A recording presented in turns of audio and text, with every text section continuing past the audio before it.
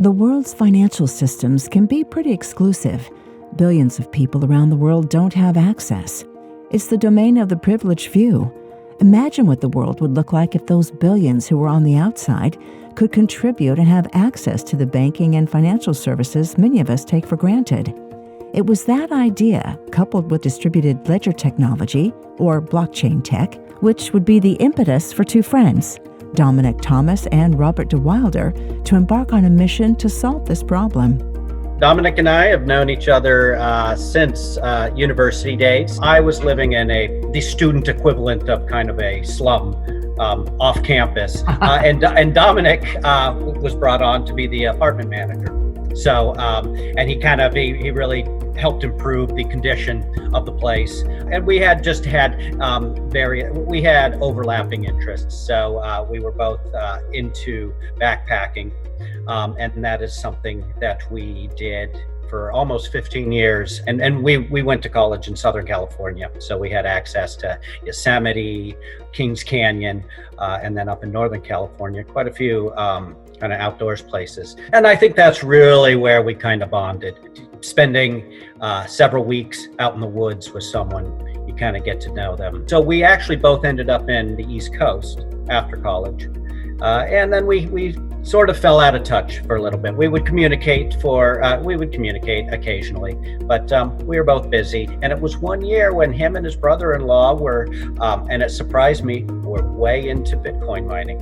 And I mean, I never remember Dominic is really into computers, but he was just telling me how he's tweaking the hardware, overclocking the specs. And at first I was a little bit jealous. I'm like, hey, that's my domain. But anyways, I had actually had an academic interest in blockchain and Bitcoin since probably around 2011. I wanted to get involved in it, but I needed someone more entrepreneurial to really kind of partner with me, and that was Dom. Distributed ledger technology is a way to store data in a unique, decentralized format.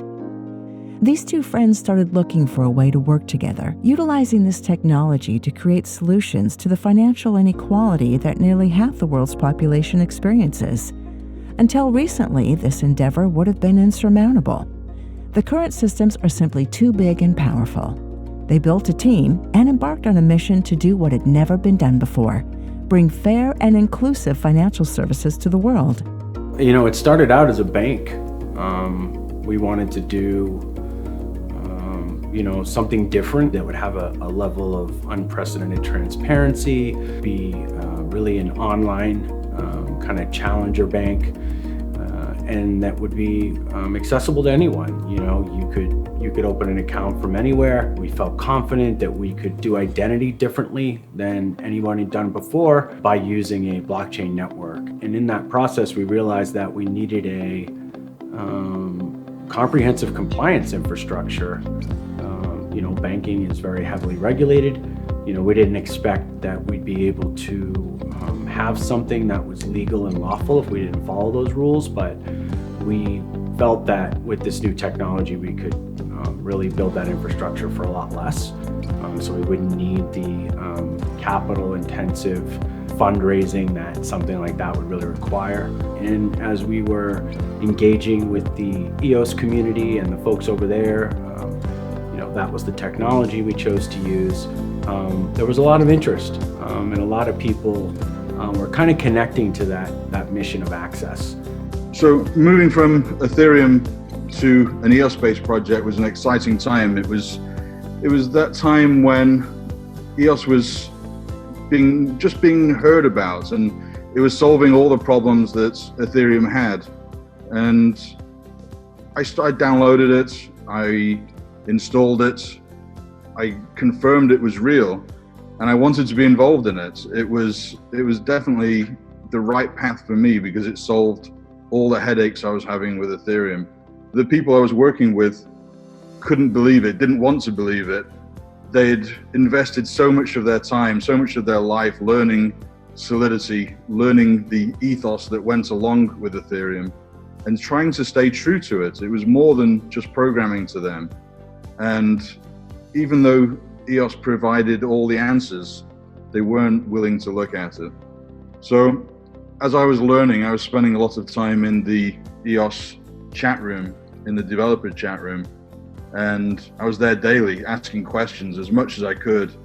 And that's where I met Dom. And Dom showed me a video of him talking about Warbly.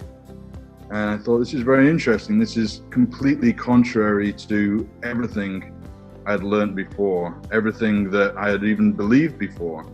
So it challenged me to see this from a very different point of view. This is going to be regulated, and we're going to have to grow up. And Dom was ahead of the curve chanting this, and I realized the opportunity, and I wanted to be part of Warbly. In some ways, I feel as if, Warbly stuck a lot closer to that sort of Satoshi vision that, the mythical being who started Bitcoin or came up with the initial Bitcoin white paper was, that everyone could be their own bank, that there could be sound money, that we could self-organize around, financial services and financial transacting, that we could have something that was truly global.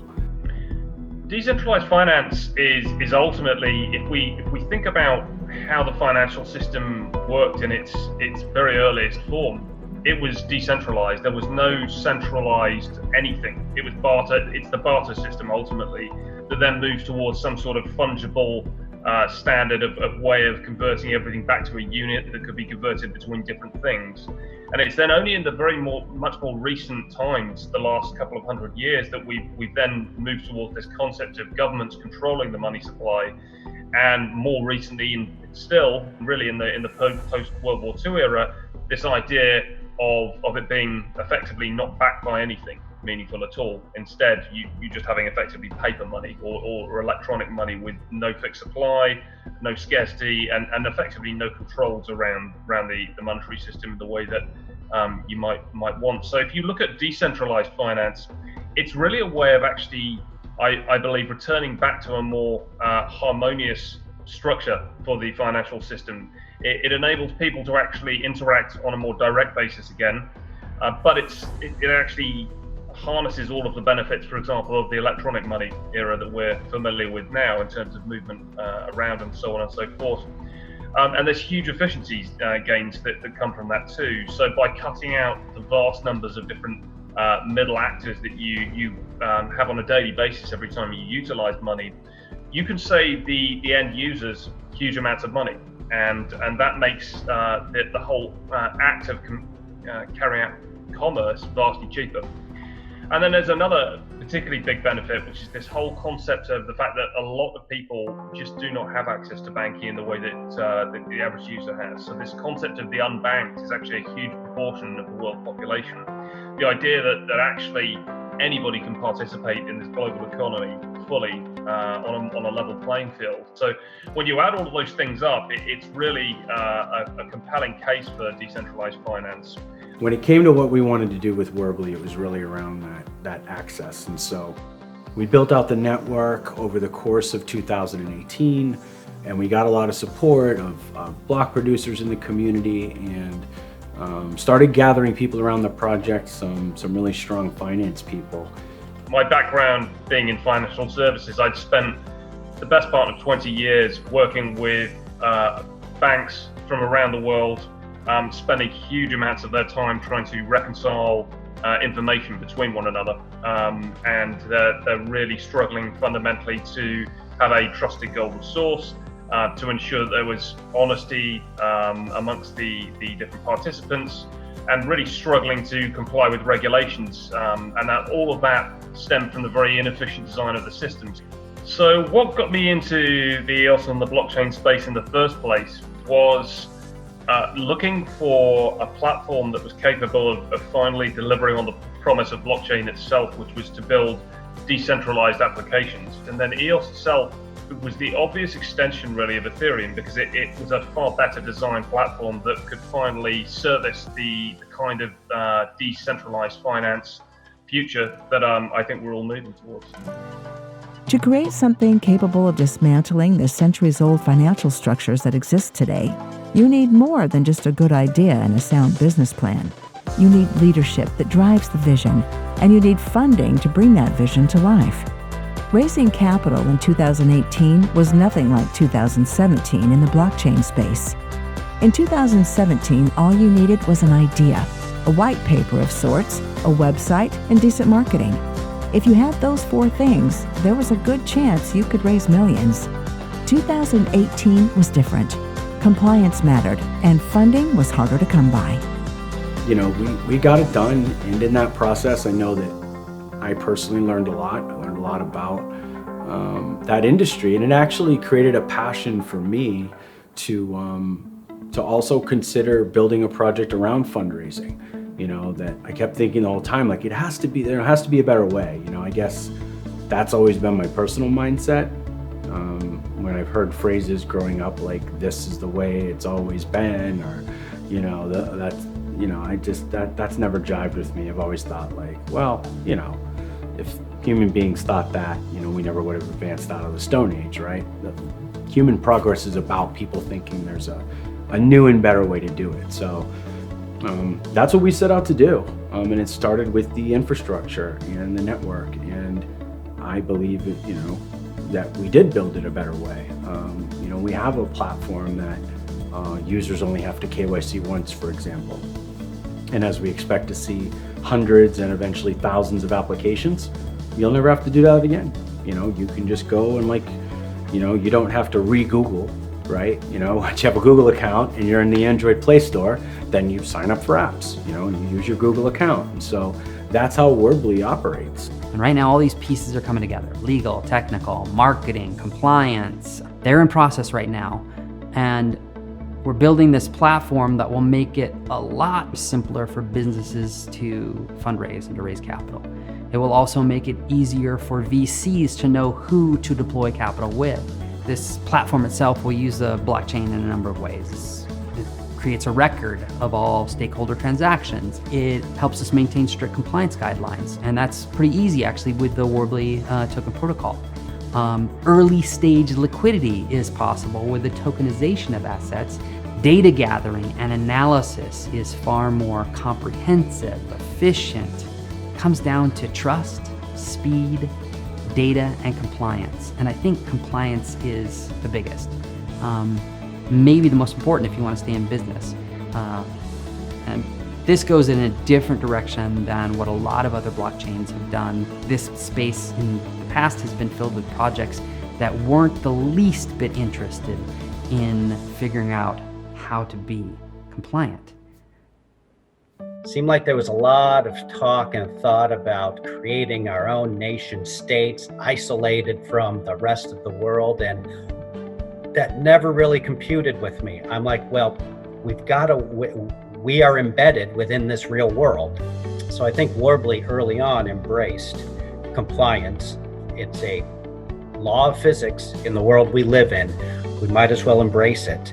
And then realizing how complicated compliance is. And it's not necessarily a hard problem. You can do KYC checks, AML checks. Those are all solved problems technically. The problem is the rules are changing from day to day. The rules of the game are different.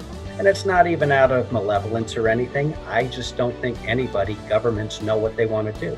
We're also in the middle of this time period where global regulators are trying to get their heads around this, you know, and just a couple months ago now, I guess 2 or 3 months ago, there was a whole new set of FinCEN guidelines around digital assets. Fortunately for us, we had made the right bets already, so we didn't actually have to pivot too much around that. As I've said publicly in other channels, I believe we're the world's only compliant public blockchain. I actually first met Dominic, the CEO of Warbly, as early as January 2018, way before the network was launched. And he was explaining to the very early burgeoning community this idea of launching a separate chain that would be for decentralized finance. And he got a lot of early flack from that, from people who thought that everything should be on a single chain. But I was very much of the opinion from the outset that it made complete sense because of understanding. My background comes also in regulatory risk and compliance. And I could see just how much there was a benefit from embedding all of that at the base layer protocol and having those controls in place to enable institutional capital in particular to finally access the crypto blockchain area as well, with a degree of security.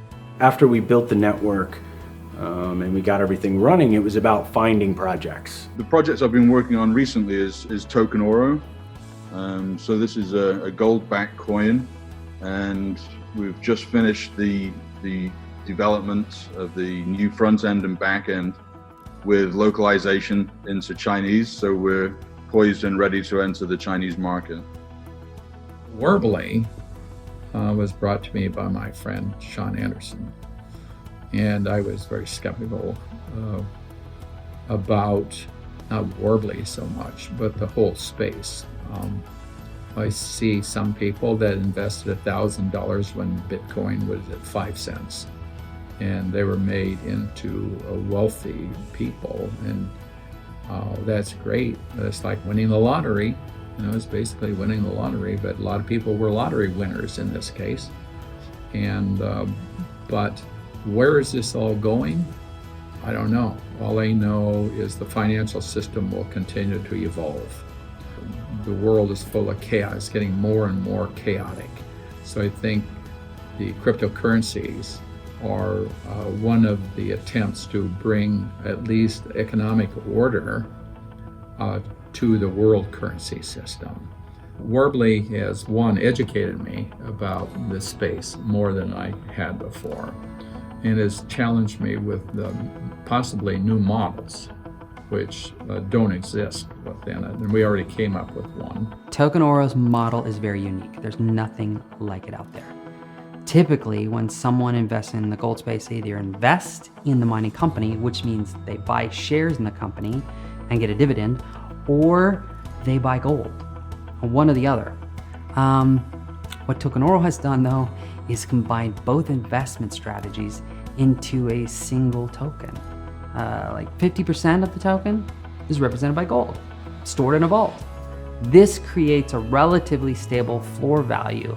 The other 50% is based on the value of the mines themselves and the production of the company. So you end up with both. You get both gold and a share in the company. So it's basically a token with a stable floor and a flexible ceiling. Over the past year, the Warbly team has looked at hundreds of potential projects. Most of them were not ready to move forward. Some projects were underfunded, some lacked a development team, and some didn't have any kind of monetization model. At the same time, the Warbly team also came across projects with bright futures, innovative applications, and businesses that wanted to find solutions and discover the possibilities. Businesses that wanted to make their home on the Warbly blockchain.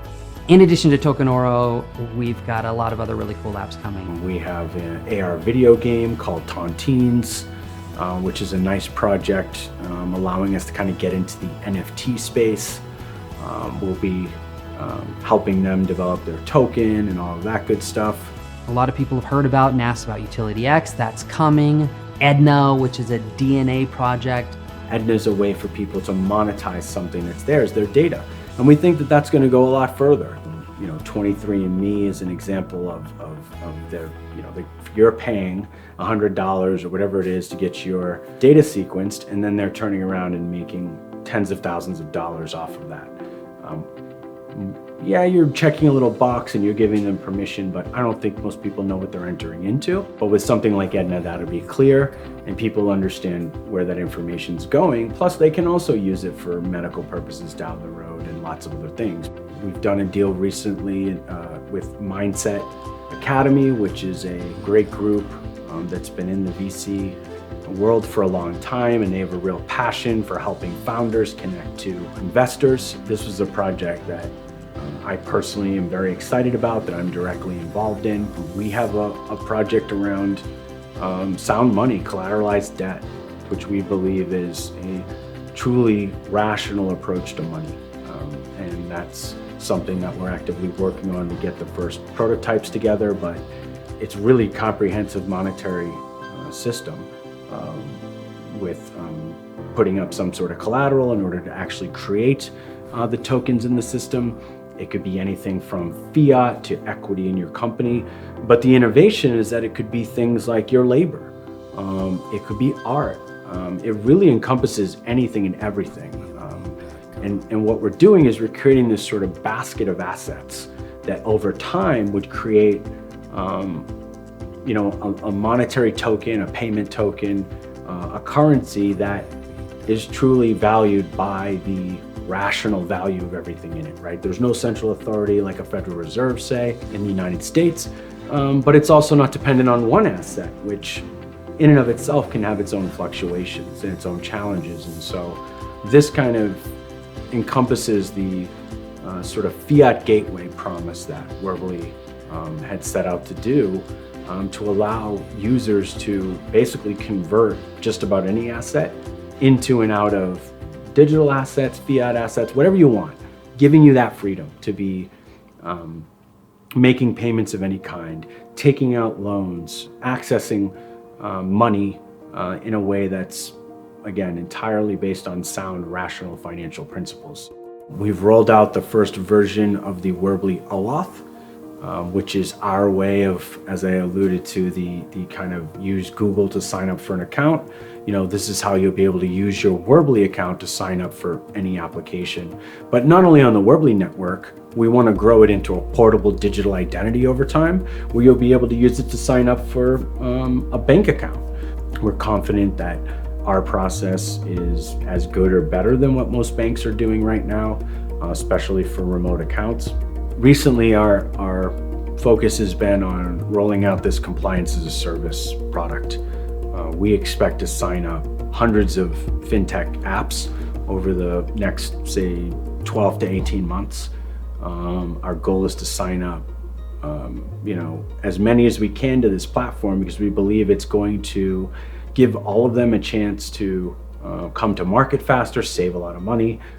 It could be a fintech app that doesn't have anything to do with or want anything to do with blockchain technology or distributed ledger technology. It could be a traditional bank that just wants to save a couple bucks on some of the existing compliance functions that they already have. That's a concern that we see in the research that's growing annually. Regulatory compliance is getting only more expensive at this time. We do feel that our product's probably 10% the cost of traditional compliance for a singular business at this time, or sort of a single fintech app if they had to recreate everything that we've already created. That's something that we're putting the sales strategy around and the final details of the product and looking to roll out really soon. In addition, we formed a couple of companies that will allow us to continue to do project work, business development work. Agenix is one of the companies that I'm involved in, and many people from the kind of current Warbly team will be a part of. There's another company that's formed and that's doing business development and more of maybe a venture capital, and that's San Dimas.